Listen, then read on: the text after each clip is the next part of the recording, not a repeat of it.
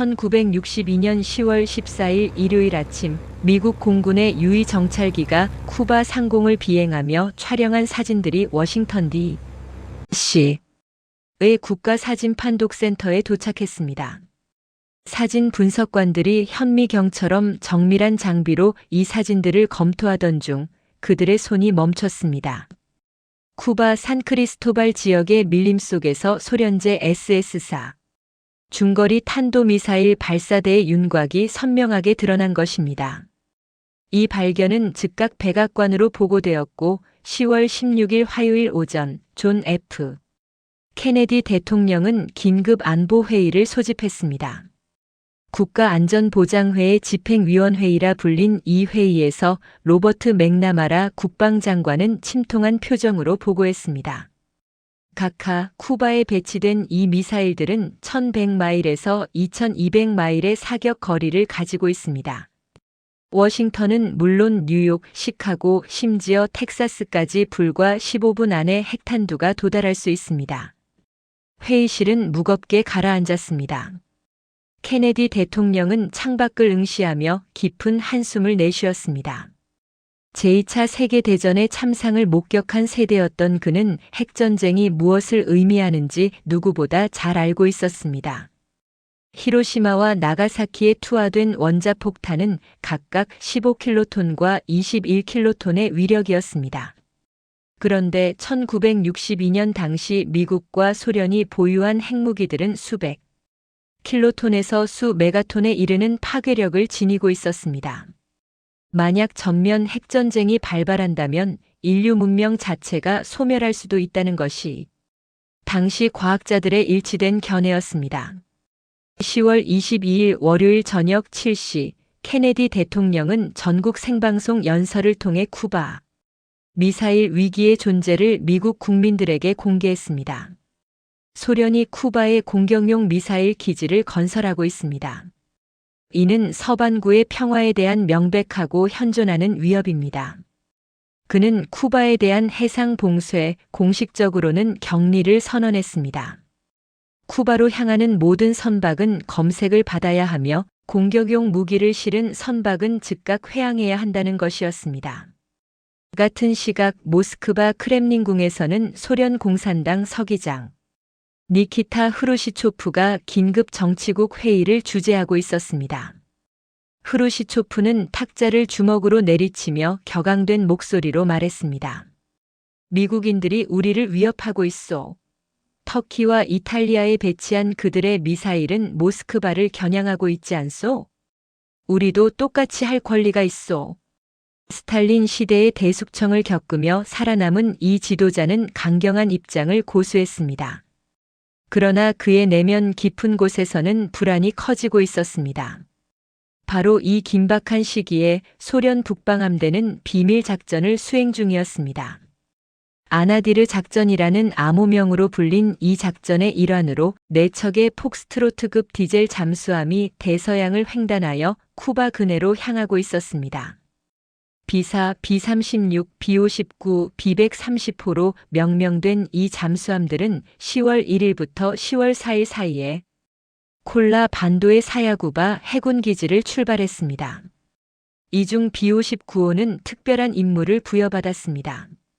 함장 발렌틴 그리고리 예비치 사비츠키 대령이 지휘하는 이 잠수함에는 북방함대 잠수함 여단의 참모장인 바실리 알렉산드로비치 아르히포프 대령이 편대 지휘관으로 동승하고 있었습니다. 아르히포프는 1926년 1월 30일 모스크바에서 약 300km 떨어진 지베니고보 마을의 가난한 농민 가정에서 태어났습니다. 어린 시절 독일의 소련 침공을 경험한 그는 17세의 나이에 해군에 자원 입대했습니다. 1945년 태평양 해군학교를 우수한 성적으로 졸업한 그는 잠수함 장교로서의 경력을 시작했습니다. 침착하고 신중한 성격으로 알려진 그는 동료들 사이에서 신중한 바실리라는 별명으로 불렸습니다. 아르히포프의 이름이 소련 해군 내에서 특별한 무게를 갖게 된 것은 1961년 7월 4일에 발생한 비극적인 사건 때문이었습니다. 당시 그는 소련 최초의 호텔급 핵추진 잠수함 K-19호의 부함장으로 복무하고 있었습니다.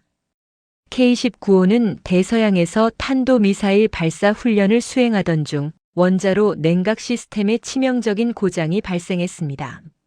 원자로 온도가 급격히 상승하면서 핵용해의 위험이 임박했습니다. 함장 니콜라이 자테예프와 아르히포프는 즉각 비상 대응에 나섰습니다. 원자로실에 들어가 손으로 임시 냉각 시스템을 구축해야 했습니다. 이는 곧 치명적인 방사선 피폭을 의미했습니다. 아르히포프는 자원한 승무원들과 함께 교대로 원자로실에 들어가 작업을 지휘했습니다. 방호복을 입었지만 그것만으로는 강력한 감마선과 중성자를 막기에 역부족이었습니다. 작업을 마친 승무원들은 심한 구토와 출혈 증상을 보였습니다. 8시간의 사투 끝에 임시 냉각 시스템이 가동되었고 K-19호는 가까스로 재앙을 모면했습니다. 그러나 대가는 혹독했습니다.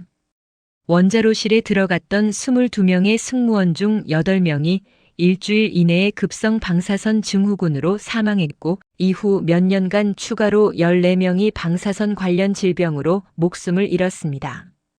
아르히포프 자신도 상당한 방사선에 피폭되었지만 다행히 생존했습니다. 이 사건으로 그는 소련 해군에서 위기 상황에서 냉정함을 잃지 않는 지휘관으로 인정받게 되었습니다. 이제 1962년 10월 그 아르히포프가 다시 한번 역사의 중심에 서게 될 순간이 다가오고 있었습니다. B-59호는 총 78명의 승무원을 태우고 대서양을 가로지르고 있었습니다. 잠수함의 길이는 91.3m, 배수량은 수중에서 2,475톤에 달했습니다. 디젤 전기 엔진으로 구동되는 이 잠수함은 수면 위에서는 시속 15노트 약 시속 28km, 수중에서는 시속 16노트의 속도를 낼 수 있었습니다. 그런데 B-59호에는 일반적인 폭스트로트급 잠수함과 다른 점이 하나 있었습니다. 한미 어뢰 발사관에 특수한 무기가 장착되어 있었던 것입니다. 그것은 TO 어뢰를 개조한 핵어뢰였으며 RDS-9라는 암호명의 핵탄두가 탑재되어 있었습니다. 이 핵탄두의 폭발력은 약 10킬로톤으로 히로시마에 투하된 원폭과 거의 비슷한 위력이었습니다. 나중에 밝혀진 바에 따르면 4척의 잠수함 모두 이러한 핵어뢰를 한 발씩 탑재하고 있었습니다. 그러나 승무원들 중 극소수만이 이 사실을 알고 있었습니다. 대부분의 수병들은 자신들이 통상적인 호위 임무를 수행한다고 믿었습니다. 핵어뢰의 존재는 최고 기밀이었으며 함장 사비츠키, 정치장교 이반 세메노비치 마슬렌니코프, 그리고 편대 지휘관 아르히포프만이 그 존재와 사용 절차를 알고 있었습니다. 소련 해군 규정 제312조 7항에는 핵무기 사용에 관한 명확한 규정이 있었습니다. 전술 핵무기의 사용은 함장, 정치장교, 그리고 상급 지휘관 편대 지휘관 또는 함대 지휘관의 만장일치 동의가 있어야만 승인된다. 이는 핵무기의 우발적 사용을 방지하기 위한 안전장치였습니다.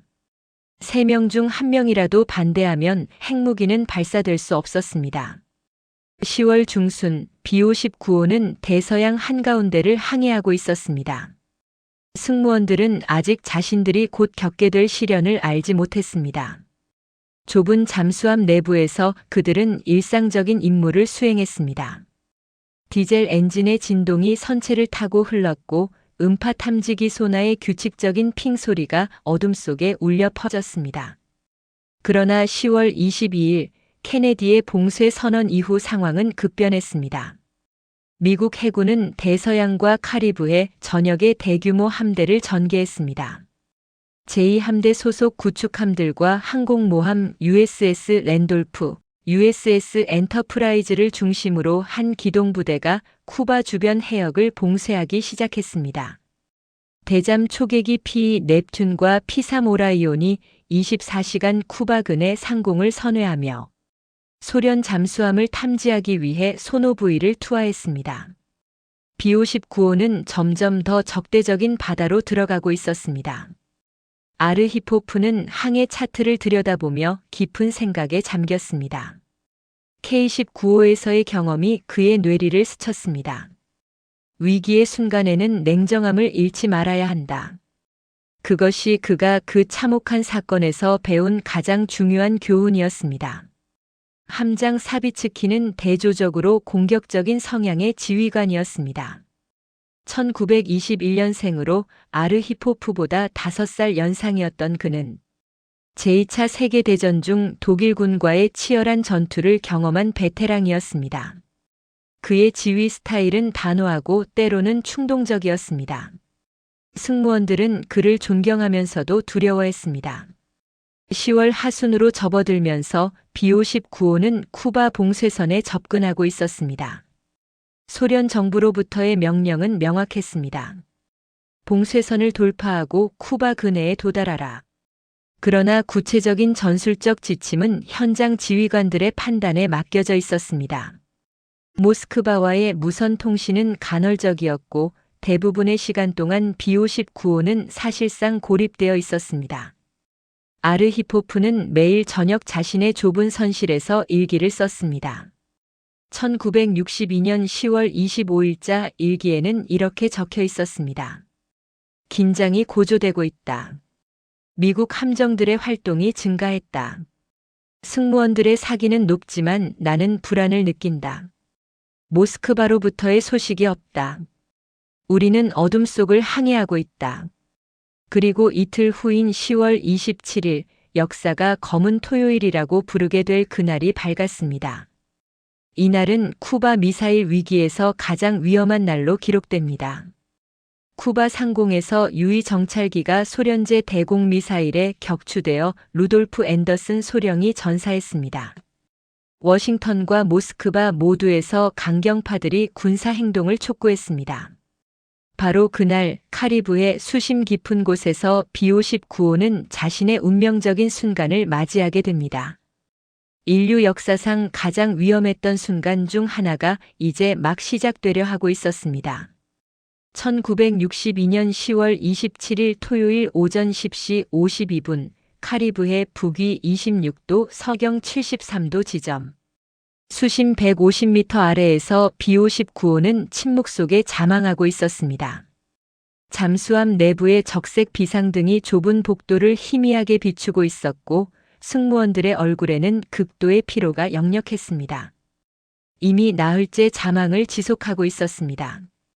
폭스트로트급 잠수함은 원자력 잠수함과 달리 디젤 마이너스 전기 엔진으로 작동했기 때문에 배터리를 충전하기 위해 정기적으로 수면 위로 떠올라야 했습니다. 그러나 B-59호는 미국 해군의 집중적인 감시망 때문에 부상할 수 없었습니다.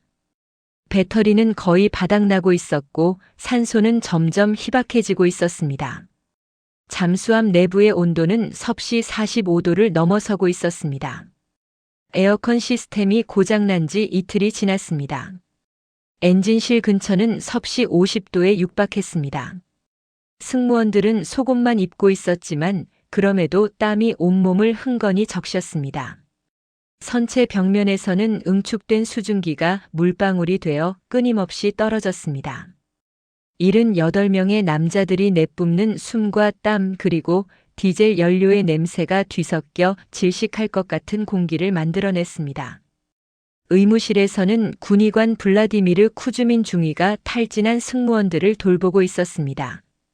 그의 기록에 따르면 이날 아침까지 이미 23명의 승무원이 심한 탈수 증상을 보였고 5명은 열사병 직전의 상태였습니다.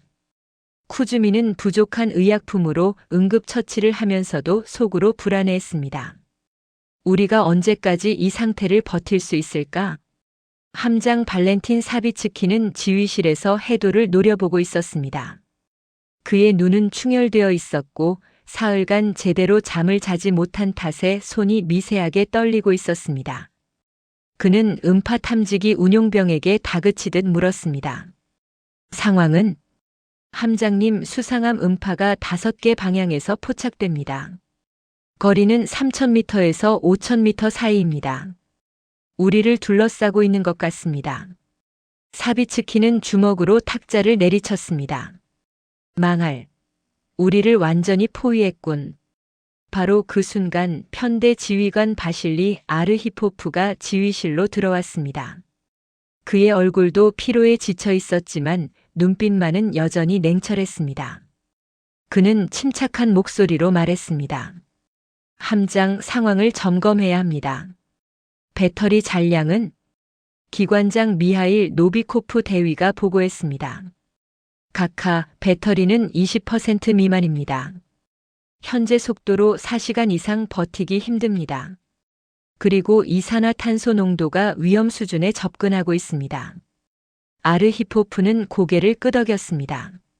산소 재생 장치는 한계치로 작동 중입니다. 하지만 이것만으로는 부족합니다. 부상에서 환기를 시켜야 합니다. 정치장교 이반 마슬렌니코프가 끼어들었습니다. 부상은 불가능합니다.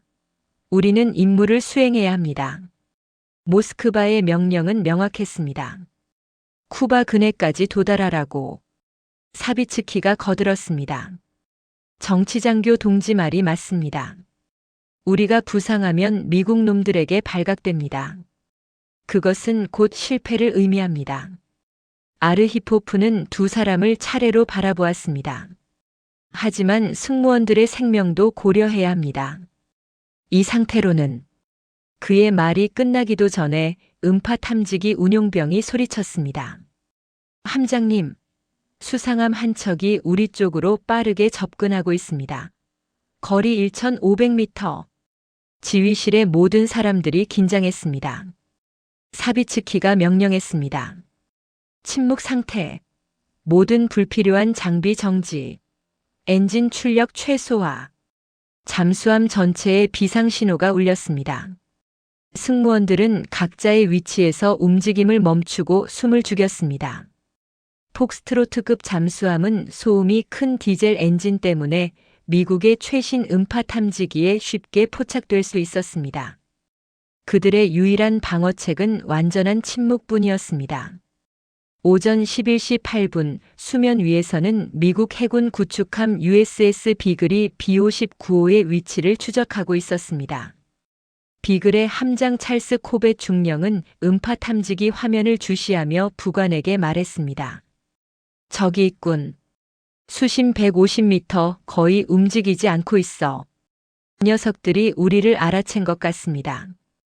코벳 중령은 대서양 함대 사령부로부터 명확한 지시를 받고 있었습니다. 소련 잠수함을 발견하면 강제로 부상시켜라. 무력 사용은 최후의 수단으로만 허용한다. 이를 위해 미국 해군은 특수한 절차를 마련해 두었습니다. 먼저 수중 폭뢰를 투하하되 실제 공격용이 아닌 훈련용 폭뢰를 사용하는 것이었습니다. 이 폭뢰들은 연습 폭뢰라고 불렸으며 폭발력이 약해서 잠수함을 손상시키지 않으면서도 큰 소음을 발생시켜 경고 신호로 사용될 수 있었습니다. 코벳은 명령했습니다. 폭뢰 투하 준비. 연습 폭뢰 4발 잠수함 주변 100m 반경에 투하한다. 오전 11시 19분 비글의 후미에서 첫 번째 폭뢰가 바다로 떨어졌습니다. 물보라가 치솟았고 폭뢰는 수심 100m까지 가라앉았습니다. 그리고 폭발했습니다. B-59호 내부에서 그 소리는 마치 거대한 망치로 선체를 두드리는 것 같았습니다. 쾅! 전체 잠수함이 격렬하게 흔들렸습니다.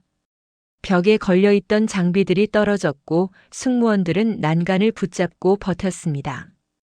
공격입니다. 공격받고 있습니다. 음파 탐지기 운용병이 외쳤습니다. 두 번째 폭발이 이어졌습니다. 쾅! 이번에는 더 가까웠습니다. 선체에서 금속이 삐걱거리는 소리가 들렸습니다. 한 승무원이 비명을 지르며 바닥에 넘어졌습니다. 세 번째, 네 번째 폭발이 연속으로 일어났습니다. 쾅! 쾅! 지휘실은 아수라장이 되었습니다. 일부 전등이 꺼졌고 스파크가 튀었습니다. 어디선가 물이 새는 소리가 들렸습니다. 손상 보고가 쏟아져 들어왔습니다. 3번 구획 경미한 누수. 전기 계통 일부 손상, 음파 탐지기 한 대 작동 불능. 사비츠키 함장은 창백해진 얼굴로 지휘실을 둘러보았습니다. 그의 뇌리에는 한 가지 생각만이 맴돌았습니다. 전쟁이 시작됐다. 우리가 공격받고 있다. 전쟁이다. 정치장교 마슬렌니코프가 다가와 사비츠키의 팔을 잡았습니다. 함장 동지, 우리가 공격받고 있습니다. 이것은 전쟁 행위입니다. 사비츠키는 고개를 끄덕였습니다. 그의 눈에는 공포와 분노가 뒤섞여 있었습니다. 며칠간의 극심한 스트레스, 수면 부족, 고온과 산소 부족이 그의 판단력을 흐리게 만들고 있었습니다. 그러나 실제로는 전쟁이 시작된 것이 아니었습니다. 미국 해군은 단지 B-59호를 부상시키려는 의도였습니다. 훈련용 폭뢰는 실제 공격용 무기가 아니었습니다. 하지만 이 사실을 B-59호의 승무원들은 알 수 없었습니다. 더욱 심각한 문제는 B-59호가 나흘 동안 모스크바와 통신이 두절된 상태였다는 것입니다. 그들은 쿠바 상공에서 미국 정찰기가 격추된 사실도, 케네디와 흐루시초프 사이의 긴급 외교 협상도, 그 어떤 최신 정보도 모르고 있었습니다. 그들에게는 자신들이 공격받고 있다는 사실, 그것만이 현실이었습니다. 아르히포프는 상황의 심각성을 즉시 파악했습니다. 그는 사비츠키에게 다가가 어깨에 손을 얹었습니다. 함장, 진정하십시오. 상황을 분석해야 합니다. 하지만 사비츠키는 아르히포프의 손을 뿌리쳤습니다. 분석? 무슨 분석입니까? 우리가 공격받고 있습니다. 이것이 바로 전쟁입니다. 그는 지휘실 중앙으로 걸어가며 승무원들을 향해 외쳤습니다. 모두 들으시오. 우리는 적의 공격을 받고 있소. 제3차 세계대전이 시작된 것이오. 모스크바는 아마 이미 핵공격을 받았을 것이오. 승무원들 사이에서 술렁임이 일었습니다. 공포가 전염병처럼 퍼져나갔습니다. 일부는 가족을 떠올리며 눈물을 흘렸습니다. 엔진실에서는 젊은 수병 한 명이 히스테리를 일으켰습니다. 아르히포프는 사비츠키를 제지하려 했습니다. 함장, 아직 확인되지 않았습니다. 이것은 경고일 수도 있습니다. 하지만 사비츠키는 듣지 않았습니다. 그의 목소리는 점점 더 격양되었습니다. 경고. 내 발의 폭뢰가 경고란 말입니까? 그들은 우리를 침몰시키려 하고 있습니다. 정치장교 마슬렌니코프가 동조했습니다. 함장 동지 말씀이 맞습니다. 우리는 반격해야 합니다. 조국을 위해. 사비츠키는 결정적인 말을 내뱉었습니다. 그렇소. 우리에게는 특수무기가 있소. 그는 한미를 가리켰습니다. 그곳에는 핵어뢰가 장착되어 있었습니다. 아르히포프의 얼굴이 굳어졌습니다. 그는 사비츠키가 무슨 생각을 하는지 정확히 알 수 있었습니다. 그리고 그것이 얼마나 끔찍한 결과를 가져올지도 알고 있었습니다. 사비츠키는 선임 어뢰 장교를 불렀습니다. 안드레이, 특수무기 발사 준비. 어뢰 장교 안드레이 슈빈 중위가 당황한 표정으로 대답했습니다. 함장님, 특수무기를 말씀하시는 겁니까? 그렇소. 발사 준비를 시작하시오. 지휘실은 순식간에 긴장으로 가득 찼습니다. 승무원들은 서로를 바라보았습니다. 일부는 공포에 질렸고 일부는 흥분했습니다. 그리고 일부는 망연자실했습니다. 아르히포프는 깊은 숨을 들이마셨습니다. 1961년 K-19호에서의 그 끔찍한 순간들이 떠올랐습니다. 당시 그는 원자로 용해를 막기 위해 냉정함을 유지했습니다. 지금 이 순간 그는 다시 한번 냉정함을 유지해야 했습니다. 이번에는 단순히 한 척의 잠수함이 아니라 어쩌면 전 인류의 운명이 걸려 있을지도 몰랐습니다. 그는 사비츠키에게 다가가며 단호하게 말했습니다. 함장, 특수 무기 사용은 세 사람의 동의가 필요합니다. 규정을 기억하십시오. 사비츠키는 아르히포프를 노려보았습니다. 두 사람의 시선이 공중에서 부딪혔습니다. 선체 밖에서는 미국 구축함의 스크루 소리가 들려왔습니다.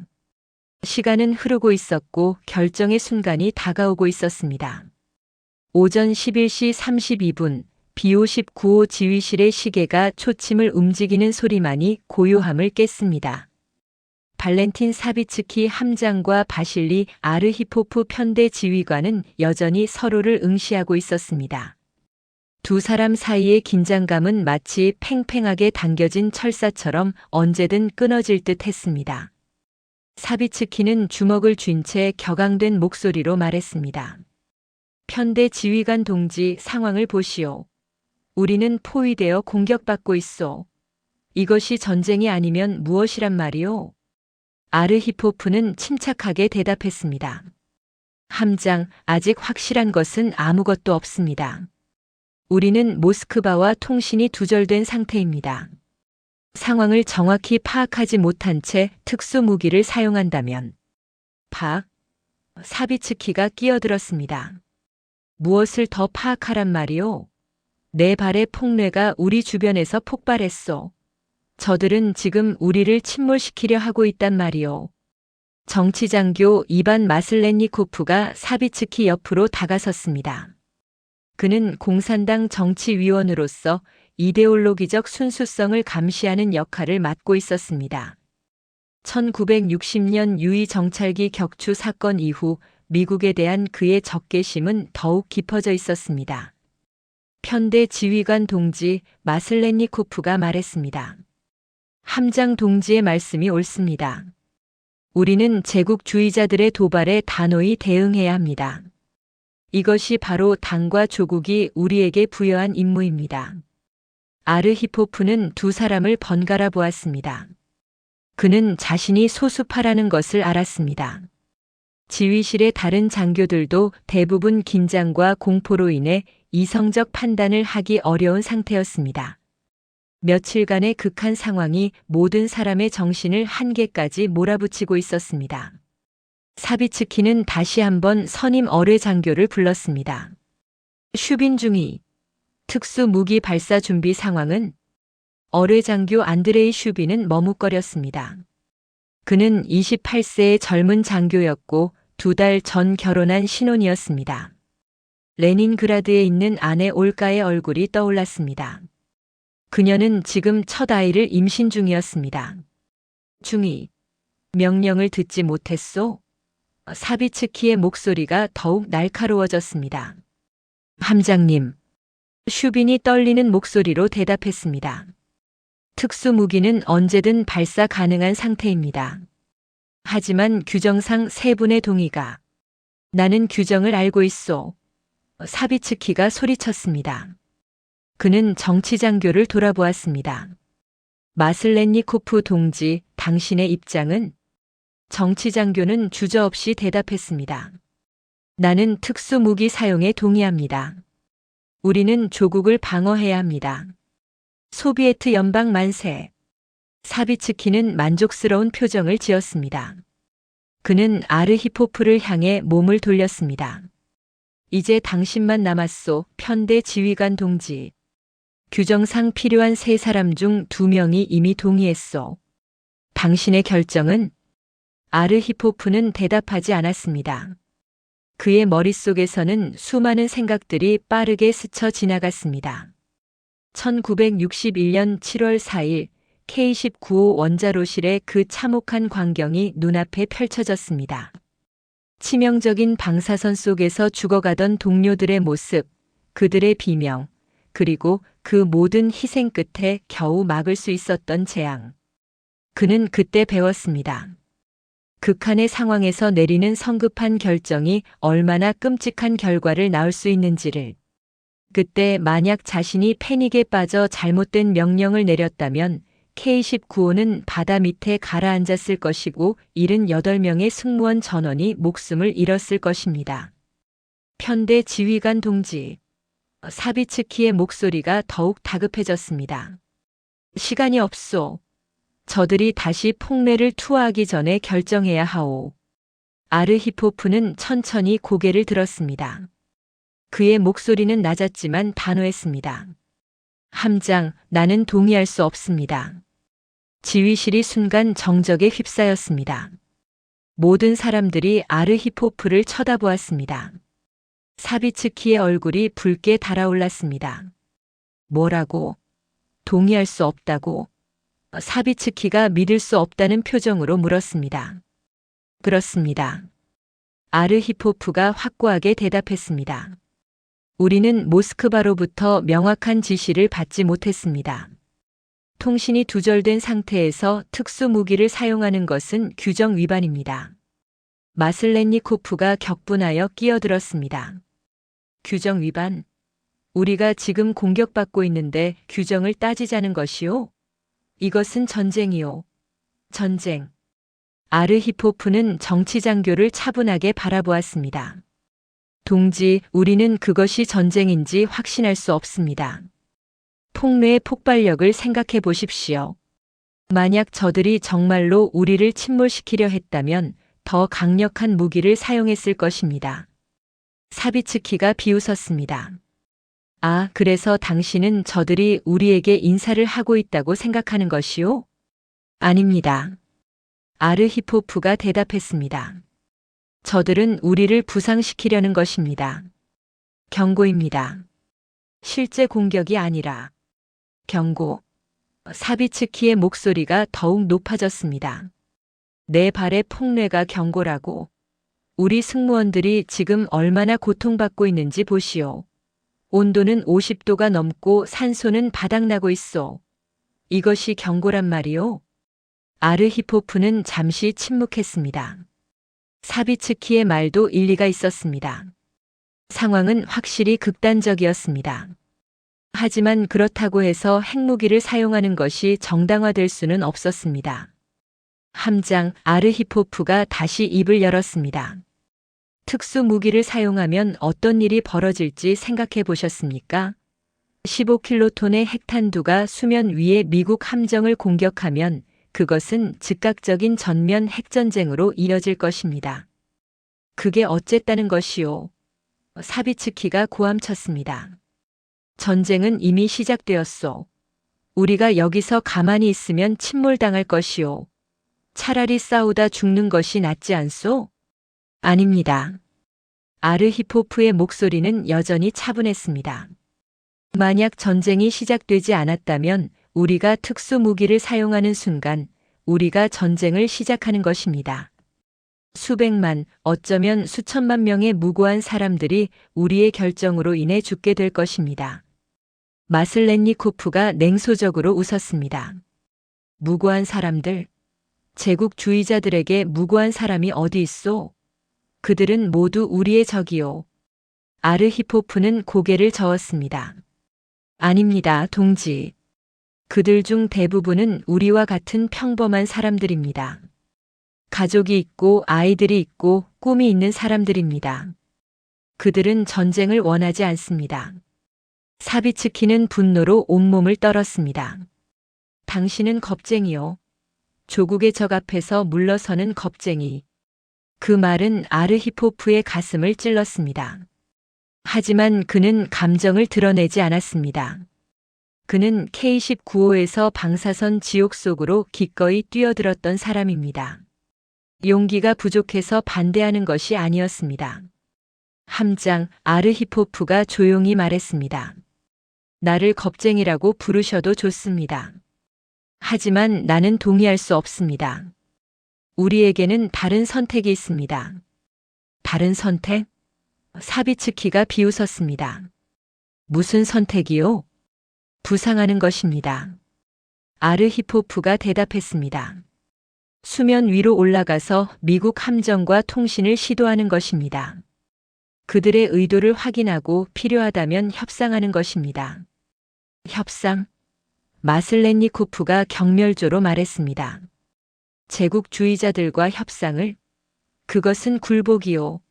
소비에트 해군은 절대 굴복하지 않소. 아르히포프는 정치장교를 똑바로 쳐다보았습니다. 굴복이 아닙니다. 생존입니다. 우리 승무원 78명의 생명을 지키는 것입니다. 그리고 어쩌면 수백만 명의 생명을 지키는 것입니다. 사비츠키는 지휘실을 왔다 갔다 하며 걸었습니다. 그의 손은 계속 떨리고 있었고 이마에는 땀이 흥건히 맺혀 있었습니다. 며칠간의 극심한 스트레스가 그의 판단력을 완전히 마비시키고 있었습니다. 안 돼요. 사비츠키가 갑자기 멈춰서서 외쳤습니다. 우리가 부상하면 포로가 될 것이요. 소비에트 해군의 수치가 될 것이요. 나는 그런 수치를 겪느니 차라리 여기서 죽겠소. 그는 다시 아르히포프에게 다가왔습니다. 두 사람은 불과 30cm 거리에서 마주 섰습니다. 사비츠키의 눈에는 광기 어린 빛이 돌고 있었습니다. 마지막으로 묻겠소, 편대 지휘관 동지. 사비츠키의 목소리는 위협적이었습니다. 특수 무기 사용에 동의하시겠소? 아니면 거부하시겠소? 지휘실의 모든 사람들이 숨을 죽이고 아르히포프를 바라보았습니다. 선임 어뢰장교 슈비는 두 손을 꼭 쥐고 있었습니다. 항해장 세르게이 오를로프 소령은 입술을 깨물고 있었습니다. 기관장 노비코프는 창백한 얼굴로 서 있었습니다. 아르히포프는 깊은 숨을 들이마셨습니다. 그는 K-19호 원자로실에서 죽어간 동료들을 떠올렸습니다. 레오니드 코르차긴, 보리스 코르치로프, 유리 포빅. 방사선 화상으로 온몸이 짓무른 채 고통스럽게 죽어간 그들. 그들은 동료들을 살리기 위해 기꺼이 희생했습니다. 지금 자신이 내리는 결정도 그와 같은 의미일지도 모릅니다. 자신의 경력이 끝날 수도 있습니다. 군법회의에 회부될 수도 있습니다. 하지만 그것이 수백만 명의 생명을 구할 수 있다면 나는 아르히포프가 천천히 그리고 명확하게 말했습니다. 거부합니다. 사비츠키의 얼굴이 일그러졌습니다. 그는 주먹을 불끈 쥐었습니다. 한순간 그가 아르히포프를 때릴 것처럼 보였습니다. 지휘실의 긴장감이 극에 달했습니다. 하지만 사비츠키는 주먹을 내리지 않았습니다. 그는 규정을 알고 있었습니다. 세 사람의 만장일치 동의가 없으면 특수 무기는 발사될 수 없었습니다. 아무리 함장이라 하더라도, 아무리 긴급한 상황이라 하더라도 이 규정은 절대적이었습니다. 좋소. 사비츠키가 쓰라린 목소리로 말했습니다. 당신이 이기셨소, 편대 지휘관 동지. 하지만 우리가 여기서 침몰하면 그 책임은 당신에게 있소. 아르히포프는 고개를 끄덕였습니다. 나는 그 책임을 받아들이겠습니다. 오전 11시 47분, B-59호 지휘실의 공기는 여전히 무겁게 가라앉아 있었습니다. 바실리 아르히포프의 거부 선언 이후 발렌틴 사비츠키 함장은 지휘실 한쪽 구석으로 물러나 벽에 기댄 채 거친 숨을 몰아쉬고 있었습니다. 그의 군복은 땀에 흠뻑 젖어 있었고 손은 여전히 미세하게 떨리고 있었습니다. 정치장교 이반 마슬렌니코프는 포기하지 않았습니다. 그는 아르히포프에게 다가가 낮은 목소리로 말했습니다. 편대 지휘관 동지, 다시 한번 생각해 보시오. 우리는 지금 조국의 운명이 걸린 순간에 서 있소. 당신의 거부는 소비에트 연방에 대한 배신이 될 수도 있소. 아르히포프는 정치장교의 눈을 똑바로 바라보았습니다. 배신이라고 하셨습니까? 나는 오히려 조국을 지키기 위해 거부하는 것입니다. 우리가 성급하게 특수 무기를 사용한다면 그것이야말로 소비에트 연방을 파멸로 이끄는 길입니다. 파멸? 마슬렌니코프가 코웃음을 쳤습니다. 우리에게는 수천 개의 핵탄두가 있소. 미국도 우리를 함부로 공격하지 못할 것이요. 바로 그것입니다. 아르히포프가 차분하게 설명했습니다. 양측 모두 수천 개의 핵무기를 가지고 있기 때문에 한 발의 핵무기 사용도 연쇄 반응을 일으킬 것입니다. 미국은 우리의 공격을 전면 핵전쟁의 시작으로 간주할 것이고 즉각 보복할 것입니다. 그렇게 되면 모스크바도 레닌그라드도 키예프도 모두 잿더미가 될 것입니다. 항해장 세르게이 오를로프 소령이 조심스럽게 끼어들었습니다. 편대 지휘관 동지 말씀에 일리가 있습니다. 저도 전쟁이 시작되었다고 확신할 수 없습니다. 폭뇌의 패턴을 보면. 패턴? 사비츠키가 벽에서 몸을 떼며 소리쳤습니다. 무슨 패턴을 말하는 것이요? 우리를 공격한 것은 명백한 사실이요. 오를로프는 움츠러들었지만 용기를 내어 계속 말했습니다. 함장님, 저들이 투하한 폭뇌는 우리 잠수함을 중심으로 일정한 간격으로 배치되었습니다. 만약 정말로 침몰시키려 했다면 직접적인 명중을 노렸을 것입니다. 하지만 저들은 충분하오. 마슬렌니코프가 오를로프를 제지했습니다. 항해장, 당신은 제국주의자들의 술책에 넘어가고 있소. 저들은 교활한 자들이요. 아르히포프는 이 기회를 놓치지 않았습니다. 오를로프 소령 말이 맞습니다. 나도 같은 것을 관찰했습니다. 폭뇌의 위력도 생각보다 약했습니다. 선체에 심각한 손상이 없지 않습니까? 이것은 경고용 폭뇌입니다. 사비츠키는 다시 격분했습니다. 경고용이든 공격용이든 그것이 무슨 차이가 있단 말이오? 우리는 포위되어 있소. 배터리는 바닥나고 산소는 부족하고 승무원들은 지쳐가고 있소. 이 상황에서 우리가 할 수 있는 것은 반격뿐이오. 아르히포프는 한 걸음 사비츠키에게 다가갔습니다. 아닙니다, 함장. 우리에게는 다른 선택이 있습니다. 부상하는 것입니다. 또 그 소리요. 사비츠키가 비명에 가깝게 외쳤습니다. 나는 이미 말했소. 부상은 곧 항복을 의미하오. 소비에트 해군의 치욕이요. 치욕이 아닙니다. 아르히포프의 목소리는 여전히 침착했습니다. 생존입니다. 우리 승무원들을 살리는 것입니다. 함장, 당신은 지금 78명의 목숨을 책임지고 있습니다. 그들의 가족들을 생각해 보십시오. 그 말에 지휘실의 분위기가 미묘하게 변했습니다. 젊은 어뢰장교 안드레이 슈비는 레닌그라드에 있는 임신한 아내를 떠올렸습니다. 기관장 미하일 노비코프는 오데사에 사는 7살 딸과 5살 아들을 생각했습니다. 통신장교 블라디미르 추코프 중위는 모스크바 근교에 사는 어머니를 떠올렸습니다. 마슬렌니코프는 이러한 분위기 변화를 감지했습니다. 그는 재빨리 말했습니다. 동지들, 개인적인 감정에 흔들리지 마시오. 우리는 군인이요. 조국을 위해 목숨을 바칠 각오가 되어 있어야 하오. 하지만 아르히포프는 계속 말했습니다. 물론 우리는 군인입니다. 하지만 그렇다고 해서 무의미한 죽음을 선택할 이유는 없습니다. 만약 우리가 특수 무기를 사용한다면 우리는 죽을 것입니다. 확실히 죽을 것입니다. 미국 함정들이 즉각 보복할 것이고 우리 잠수함은 바다 밑으로 가라앉을 것입니다. 그리고 그것으로 끝이 아닙니다. 우리의 행동은 전면 핵전쟁의 도화선이 될 것이고 소련의 모든 도시가 핵공격을 받을 것입니다. 사비츠키는 아무 말도 하지 못했습니다.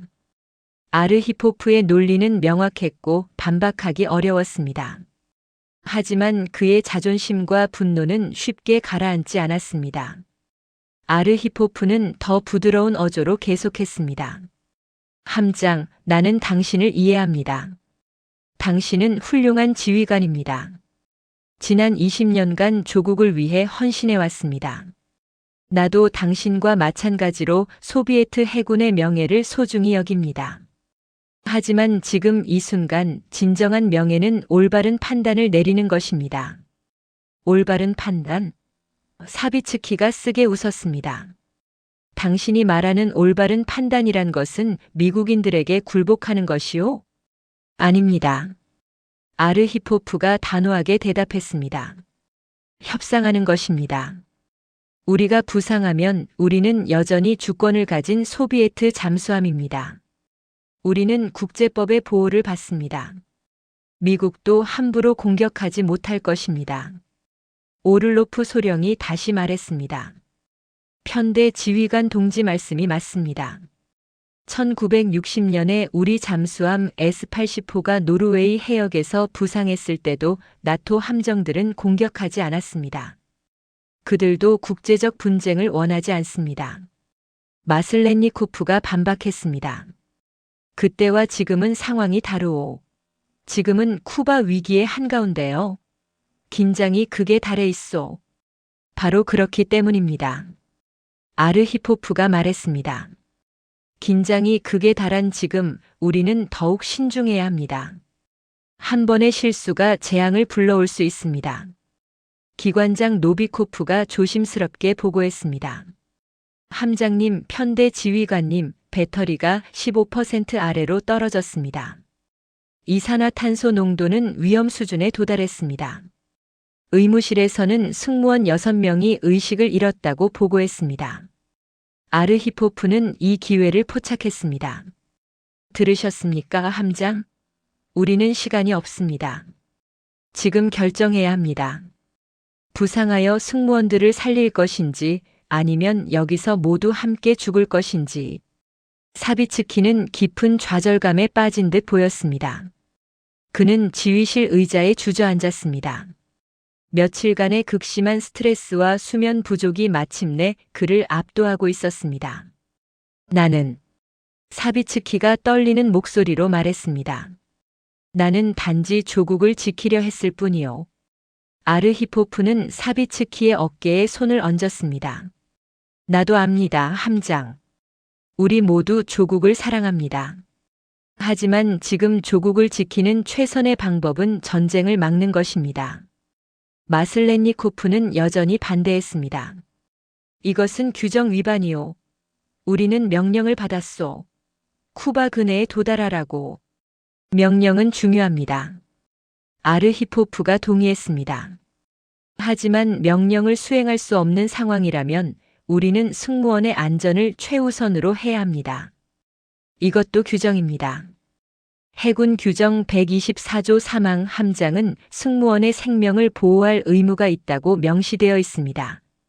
슈빈 중위가 조용히 말했습니다.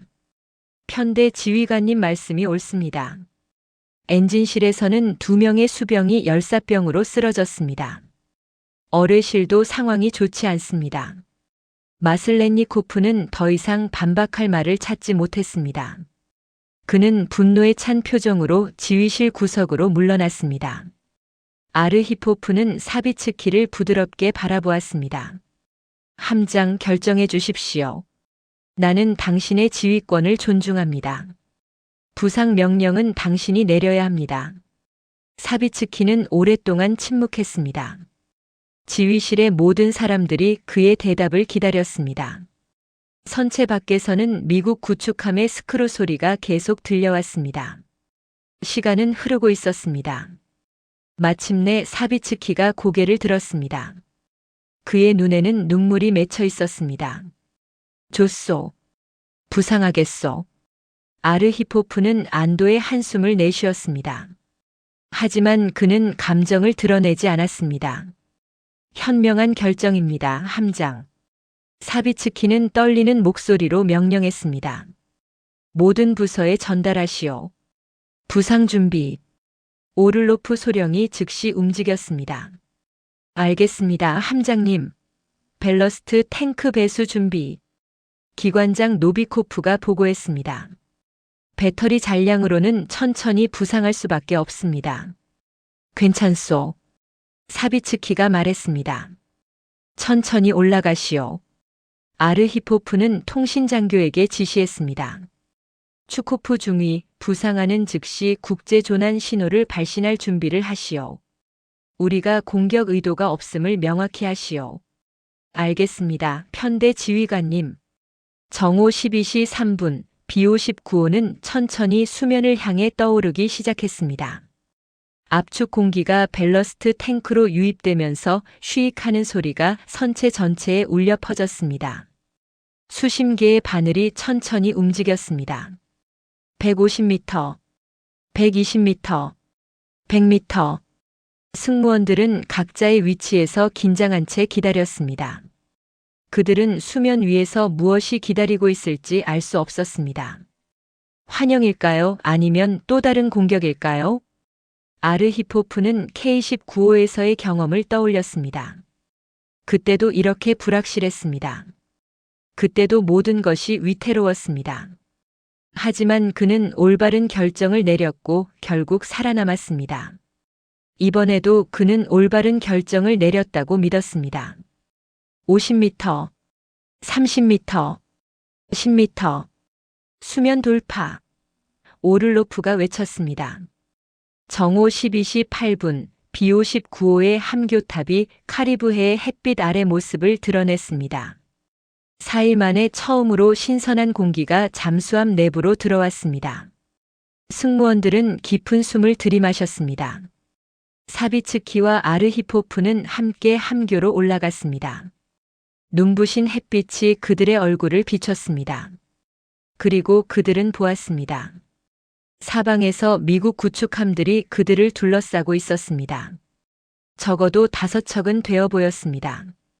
하지만 놀랍게도 미국 함정들은 공격하지 않았습니다.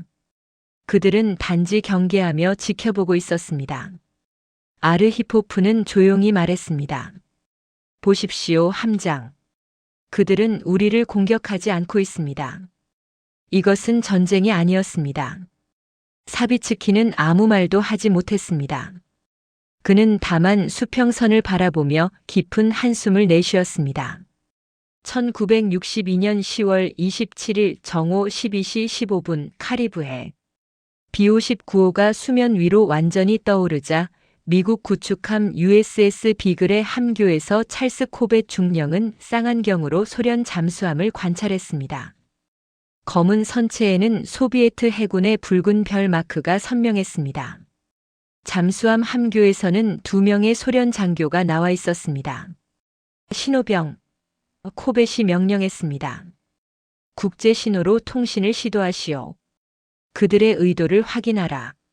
미국 구축함에서 깃발 신호가 올라갔습니다. 비오 19호에서도 곧 응답이 왔습니다. 그들은 공격 의도가 없으며 기계적 문제로 부상했다고 알렸습니다. 국제해양법에 따라 자유롭게 항해할 권리가 있다고 주장했습니다. 코벳 중령은 대서양 함대 사령부에 즉각 보고했습니다. 소련 잠수함 한 척이 부상했습니다. 공격 의도는 보이지 않습니다. 지시를 요청합니다. 사령부의 답변은 명확했습니다. 감시를 계속하되 공격하지 마라. 그들이 쿠바로 향하지 않는다면 추적만 하라. 비오 19호는 천천히 동쪽으로 방향을 틀었습니다. 소련으로 돌아가는 길이었습니다. 미국 구축함들은 일정한 거리를 두고 따라왔습니다. 긴장된 대치는 계속되었지만 더 이상의 충돌은 없었습니다. 잠수함 내부에서는 해치가 열리자마자 신선한 공기가 쏟아져 들어왔습니다. 승무원들은 거의 울먹이며 공기를 들이마셨습니다. 의무실에서는 쿠즈민 군의관이 의식을 잃었던 승무원들을 치료했습니다. 다행히 모두 회복되고 있었습니다. 지휘실에서 발렌틴 사비츠키 함장은 항해 차트 앞에 서 있었습니다. 그의 얼굴은 여전히 창백했고 눈에는 깊은 피로가 서려 있었습니다. 바실리 아르히포프는 그의 옆에 조용히 서 있었습니다. 한참 후 사비츠키가 입을 열었습니다. 당신이 옳았소, 편대 지휘관 동지. 아르히포프는 부드럽게 대답했습니다. 우리 모두 옳았습니다, 함장. 우리는 함께 올바른 결정을 내렸습니다. 사비츠키는 쓰게 웃었습니다. 모스크바로 돌아가면 우리는 아마 군법회의에 회부될 것이요. 그럴 수도 있습니다. 아르히포프가 인정했습니다. 하지만 우리 승무원 78명은 모두 살아있습니다. 그것으로 충분합니다. 비오 19호는 2주간의 힘든 항해 끝에 11월 중순 북방함대 기지로 돌아왔습니다. 다른 3척의 잠수함 B-4호, B-36호, B-130호도 모두 임무를 완수하지 못하고 귀환했습니다. 쿠바 미사일 위기는 10월 28일 니키타 흐루시초프와 존 F 케네디 사이의 합의로 종결되었습니다. 소련은 쿠바에서 미사일을 철수하고 미국은 터키에 배치된 주피터 미사일을 철수하며 쿠바를 침공하지 않겠다고 약속했습니다. 콜라 반도의 차가운 겨울 바람이 부는 사야구바 기지에서 4척의 잠수함 승무원들은 조사를 받았습니다. 북방함대 사령관 블라디미르 카사토노프 제독은 임무 실패에 대한 책임을 물었습니다. 사비츠키 함장은 심한 질책을 받았고 마슬렌니코프 정치장교도 마찬가지였습니다. 하지만 아르히포프에 대한 평가는 달랐습니다. 카사토노프 제독은 개인적으로 그를 불러 물었습니다. 편대 지휘관 동지, 보고서를 읽었소. 당신이 특수 무기 사용을 거부했다고 들었소. 아르히포프는 차렷 자세로 대답했습니다. 그렇습니다, 제독님. 상황이 불명확했고 모스크바로부터 명령을 받지 못한 상태에서 특수 무기를 사용하는 것은 적절하지 않다고 판단했습니다. 카사토노프는 긴 침묵 후에 말했습니다. 당신의 판단이 옳았소. 만약 그 무기가 사용되었다면.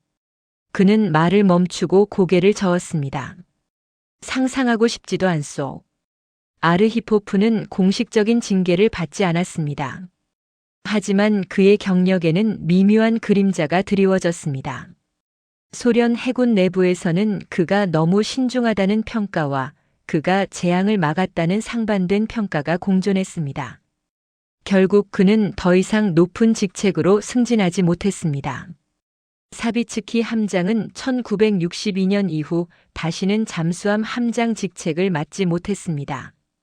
그는 육상 근무로 전환되었고 1972년에 대령 계급으로 은퇴했습니다. 그는 평생 10월 27일에 그 사건에 대해 거의 말하지 않았습니다.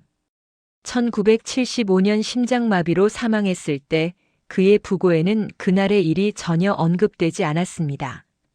정치장교 마슬렌니코프는 1963년 해군에서 제대했습니다. 그는 키예프로 돌아가 조용히 살다가 1980년대 초반 사망했습니다. 그 역시 B-59호에서의 경험을 거의 말하지 않았습니다. 아르히포프는 1960년대 후반까지 해군에서 계속 복무했습니다. 그는 소련 해군 사관학교에서 교관으로 일하며 젊은 장교들을 가르쳤습니다. 그의 강의에서 그는 항상 강조했습니다. 군인은 명령에 복종해야 하지만 동시에 스스로 생각할 줄 알아야 한다. 특히 핵무기와 같은 파괴적인 무기를 다룰 때는 더욱 그러하다. 1970년 그는 대령 계급으로 은퇴했습니다. 모스크바 근교의 작은 아파트에서 아내 올가와 함께 조용한 노후를 보냈습니다. 그에게는 두 아들이 있었는데 둘 다 아버지의 뒤를 따라 해군에 입대했습니다. 아르히포프는 손자들과 시간을 보내는 것을 좋아했고 그들에게 체스를 가르쳤습니다. 1991년 소비에트 연방이 해체되었을 때 많은 기밀 문서들이 점차 공개되기 시작했습니다. 하지만 B-59호의 이야기는 여전히 알려지지 않았습니다. 러시아 해군 내부에서도 극소수만이 그 사건의 진상을 알고 있었습니다. 전환점은 2002년에 찾아왔습니다. 쿠바 미사일 위기 40주년을 기념하여 하바나에서 국제학술회의가 열렸습니다. 미국, 러시아, 쿠바의 전문가들과 당시 사건에 참여했던 인물들이 모였습니다. 이 회의에서 러시아 해군 역사가 알렉산드르 모즈고보이가 B-59호의 이야기를 처음으로 공개했습니다. 1962년 10월 27일 카리브해에서 소련 잠수함 한 척이 핵어뢰를 발사할 뻔했습니다. 모즈고보이가 발표했습니다. 함장과 정치장교는 이미 동의했습니다. 한 사람만이 반대했습니다. 잠수함 편대 지휘관 바실리 알렉산드로비치 아르히포프였습니다. 회의장은 순간 정적에 휩싸였습니다. 참석자들은 믿을 수 없다는 표정으로 서로를 바라보았습니다. 인류가 핵전쟁 일보 직전까지 갔었다는 사실을, 그리고 한 사람의 결정이 그것을 막았다는 사실을 그들은 40년 만에 처음 알게 된 것입니다. 회의에 참석한 전 미국 국방장관 로버트 맥나마라는 창백한 얼굴로 발언했습니다. 내가 알고 있던 것보다 상황은 훨씬 더 위험했습니다. 당시 우리는 소련 잠수함들이 핵어뢰를 탑재하고 있다는 사실을 몰랐습니다. 만약 그 어뢰가 발사되었다면 그는 잠시 말을 멈추고 깊은 숨을 들이마셨습니다. 핵전쟁이 일어날 확률은 99%였을 것입니다. 아르히포프 씨는 세상을 구했습니다. 안타깝게도 아르히포프는 그 회의에 참석하지 못했습니다. 그는 1998년 8월 19일 72세의 나이로 신장 질환으로 사망했습니다. K-19호에서 받은 방사선 피폭이 평생 그의 건강을 괴롭혔고 결국 그의 수명을 단축시켰습니다. 그는 모스크바 근교의 작은 묘지에 조용히 묻혔습니다. 장례식에는 가족들과 몇몇 옛 동료들만이 참석했습니다. 2002년 하바나 회의 이후 아르히포프의 이야기는 전 세계에 알려지기 시작했습니다. 영국의 역사가 토머스 블렌트는 우리는 모두 아르히포프 덕분에 여기 살아있습니다라고 말했습니다. 미국의 저명한 저널리스트 월터 크론카이트는 20세기의 가장 중요한 영웅 중 한 명이라고 평가했습니다. 하지만 러시아 내에서 아르히포프에 대한 인정은 더디게 이루어졌습니다. 그의 아내 올가는 2012년 인터뷰에서 이렇게 말했습니다. 남편은 평생 자신이 한 일에 대해 자랑하지 않았습니다. 그는 단지 자신의 의무를 다했을 뿐이라고 말했습니다. 하지만 나는 알고 있었습니다. 그가 얼마나 어려운 결정을 내렸는지, 그리고 그것이 얼마나 큰 의미를 가졌는지. 2017년 상트페테르부르크의 러시아 해군 박물관에 아르히포프의 흉상이 세워졌습니다. 명판에는 이렇게 적혀 있습니다. 바실리 알렉산드로비치 아르히포프 1926만 1998 1962년 10월 27일 그의 결정은 세계를 핵전쟁으로부터 구했다. 미국 국립냉전박물관에도 아르히포프를 기리는 전시물이 있습니다. B-59호의 모형과 함께 당시 상황을 설명하는 패널이 전시되어 있습니다. 매년 수만 명의 방문객들이 이곳을 찾아 그의 이야기를 듣습니다. 케네디와 후르시초프는 쿠바 미사일 위기를 외교적으로 해결한 공로로 역사에 기록되었습니다. 그들의 지혜와 절제가 전쟁을 막았다고 평가받았습니다. 하지만 2002년 이후 역사가들은 깨달았습니다. 진짜 위기는 회의실이 아니라 카리브해 수면 아래에서 일어났다는 것을, 그리고 진짜 영웅은 아무도 주목하지 않던 곳에 있었다는 것을. 현재 모스크바의 노보데비치 공동묘지에는 아르히포프의 새로운 묘비가 서 있습니다. 2020년에 러시아 정부가 재정비한 것입니다. 묘비에는 간단한 비문이 새겨져 있습니다. 바실리 알렉산드로비치 아르히포프 소련 해군 대령 1926만 1998 침착함과 용기로 세계를 구하다. 매년 10월 27일이 되면 평화운동가들과 역사 연구자들이 그의 묘소를 찾습니다. 그들은 꽃을 놓고 잠시 침묵하며 한 사람의 결정이 가질 수 있는 무게에 대해 생각합니다. 워싱턴 DC의 핵위협 감축기구 본부에는 아르히포프의 사진이 걸려 있습니다. 그 아래에는 이런 문구가 적혀 있습니다. 역사상 가장 중요한 아니오라고 말한 사람. B-59호의 승무원들 대부분은 이미 세상을 떠났습니다. 하지만 생존자 몇 명은 가끔 인터뷰에 응합니다. 전직 어뢰장교 안드레이 슈비는 2015년 인터뷰에서 이렇게 말했습니다. 우리는 모두 죽을 뻔했습니다. 아니, 우리뿐만 아니라 전 세계가 죽을 뻔했습니다. 아르히포프 동지가 없었다면 내 딸도 손자들도 이 모든 것이 존재하지 않았을 것입니다. 쿠바 미사일 위기는 냉전의 정점이었지만 동시에 전환점이기도 했습니다. 이 사건 이후 미국과 소련은 직통 전화선, 이른바 한라인을 설치했습니다. 핵무기 통제 조약들이 체결되기 시작했습니다. 양국 지도자들은 핵전쟁의 위험을 실감했고 그것을 막기 위한 제도적 장치들을 만들었습니다. 하지만 역사가들은 지적합니다. 아무리 훌륭한 제도와 조약이 있어도 결국 중요한 것은 사람입니다. 극한의 순간에 올바른 판단을 내릴 수 있는 사람, 엄청난 압박 속에서도 이성을 잃지 않는 사람, 모두가 한 방향으로 달려갈 때 멈춰 서서 잠깐 이것이 옳은가? 라고 물을 수 있는 사람. 바실리 아르히포프는 그런 사람이었습니다. 그는 영웅이 되려고 하지 않았습니다. 단지 옳은 일을 하려고 했을 뿐입니다. 그리고 그 단순한 행동이 인류를 구했습니다. 지금도 어딘가에서 누군가는 어려운 결정을 내리고 있습니다. 압박을 받고 있고 두려워하고 있고 외롭게 싸우고 있습니다. 아르히포프의 이야기는 그들에게 말합니다. 옳다고 생각하는 것을 지키십시오. 비록 혼자라도, 비록 모두가 반대해도 당신의 양심을 따르십시오. 그것이 세상을 바꿀 수 있습니다. 1962년 10월 27일 카리브해 수면 아래 150m 깊이에서 한 사람이 아니오라고 말했습니다. 그 한마디가 60억 명의 생명을 구했습니다. 그리고 지금 이 순간 우리가 여기 살아서 이 이야기를 읽을 수 있는 것도 바로 그 한마디 덕분입니다.